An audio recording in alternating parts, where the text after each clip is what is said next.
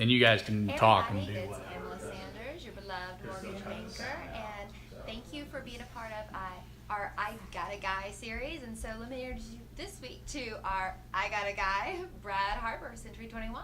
Thanks, Pamela. Yeah, when we started this, we always are, to be completely honest, our motives were to be able to promote ourselves. Okay, let's be honest. Honest, yeah. And so you being a mortgage person and me being in real estate, but we didn't just want to come on and immediately bash you over the head with all the reasons you should use us, but we wanted to provide some value. So hopefully you guys have gotten out of the last few weeks, some good value out of the people that we've brought on. We hope to continue this for a while, and I've had a lot of fun doing it. I don't know about you. It's been a blast. And I think one of the big things is just to be able to show our real personalities, right? Like, not to be sort of very stoic and oh my blah blah blah, because that's not me. Any of you that know me know that's not me. So I'm really excited today to get to talk a little bit about the real estate market and what that entails today.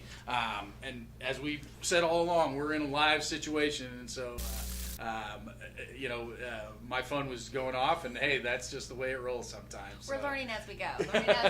Small things. So, all right, I want to dive into talking to you specifically about what does it mean to be in a seller's market? Yeah, so every marketplace has supply and demand, and if you've been doing this a long time, like I have, over 15 years, you see things. You'll have it both buyers markets and sellers markets, and really to be in a seller's market, it means that there's pin-up buyer demand for properties, meaning that the seller has a little bit better of a situation in most cases to And you guys to can sell talk their home. and It do means what. that the amount of buyers out there are greater than the amount of homes available.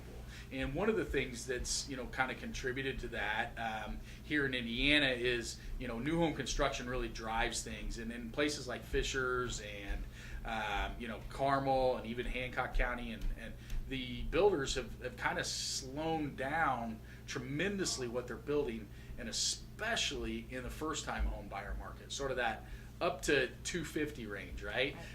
And so the seller's market really means that sellers are able to command top dollar for their properties, and in any property or in any market, the property is going to sell at market value, right? So it just may be that in a seller's market that property sells faster, or it may sell for more than it would in a buyer's market. It's a matter of meeting the demand. Right. So then how do we maximize that opportunity then? Yeah, so Like really dive in. So for buyers and sellers, right, there's opportunity. And as a buyer, as a first-time home buyer, you definitely need to be pre-approved. You need to have all your ducks in a row so that when that property comes available, you're able to move on it. If you're a move-up buyer, it certainly can help to be maximized, because one of the things that I've been working with my clients with is to find out, hey, can you do a bridge loan, or can you do can you carry both payments? Not that we want to do that, but in a worst case scenario. In a worst case scenario, right. because the worst thing that could happen is I put your house on the market and we sell it in a day, and now you have no place to go because you haven't found it, right? So to maximize it as a seller, the best thing for you to do is to find your next home, so that you're not forced into a situation that isn't comfortable for you or your family. And so you find that next home, you go ahead and make the offer. And you let's guys say, can talk and do traditionally, real estate's been a 30 to 45 day close process. Maybe you ask for a 60-day close process, and knowing that on the rate lock side of things, you want to push that out.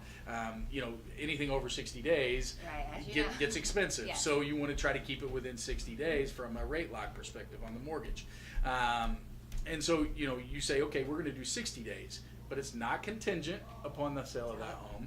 Huge. Now we put your house on the market because you know where you're going. Does that make sense? Oh my gosh, all day long. And then as a, let's say you're a move down buyer or a move down seller, a downsizing seller, as you might say, that you're really in the catbird seat, right? You're in the, like, if you can put your house on the market and move down, and now you're reducing your payment, your every payment, month. everything. Yeah, exactly. So that's a really great place to be in if you can be. Yeah. Awesome.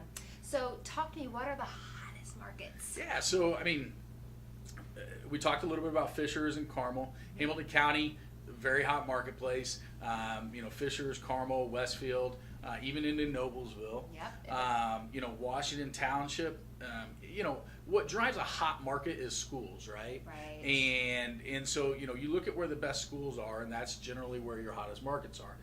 There really is no cold market right now in the Indianapolis area, though, right? Because I live in the IPS school district, and most of my business comes from what I call the corridor, right? From 30 or from downtown, kind of up in a V shape, all the way up through, if you follow Allisonville out to Benford and Fall Creek, on one side, and up Michigan Road on the other side. So that really encompasses Zionsville and Carmel and Westfield, and all of those markets through there are just popping. I mean, They're popping. hot. They're going fast. They are going fast. Exactly. And even things that traditionally you would have felt like,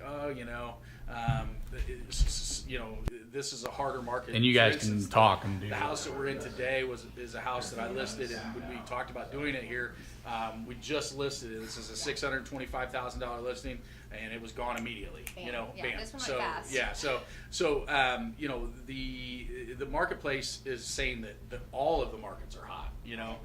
But that doesn't mean that you still have to, when you offer on a property, one of the things I always tell my clients is to make sure that you're not in a bidding war just to win, right? Right. You still have to make a deal that makes financial sense for you. Absolutely. Does that make sense? Oh, absolutely. It's got to Yeah. make sense for you, each Yeah. individual, Yeah. for sure. Yeah, cool. Well, talk to me. Okay, one last thing. I know this is a little random. So, you're a former Marine. Well, once a Marine, always a Marine. Exactly. But Yeah. now real estate.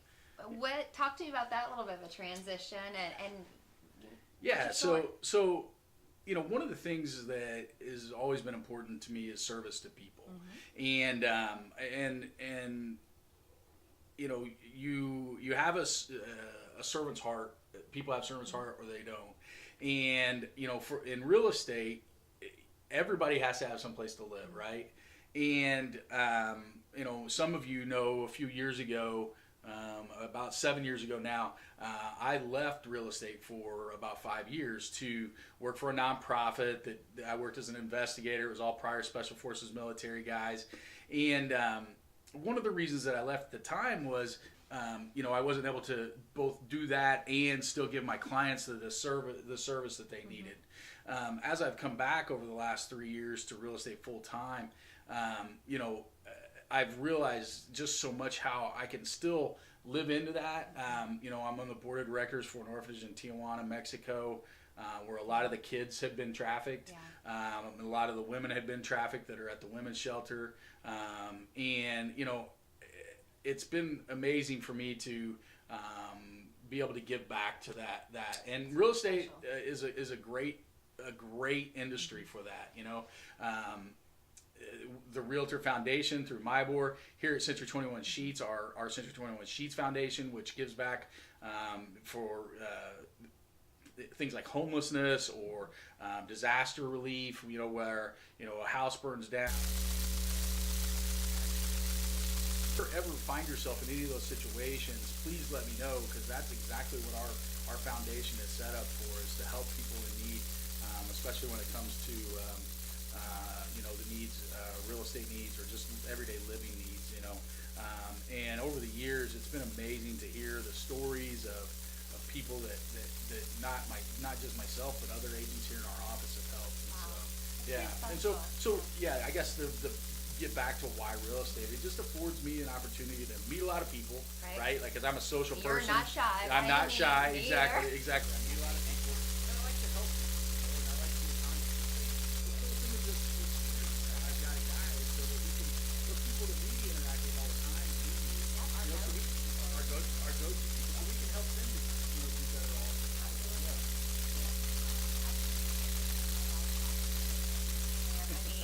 How can we get in touch with you if they're wanting to work with you, wanting to hire you to buy a representative? Yeah, so always go to BradHarperLovesIndy.com. You can check me out there. You can find me on Facebook, Brad Harper Loves Indy, all the social media sites. You can always call 317-705-2500, which is the Sheets side. Right. You know, Just a couple different Steve's office. You're 96th. 96th Street, right? Yep, Okay. yep. Just because it's the coolest people. That's what I've heard. All the cool kids are in this office. No, We're not-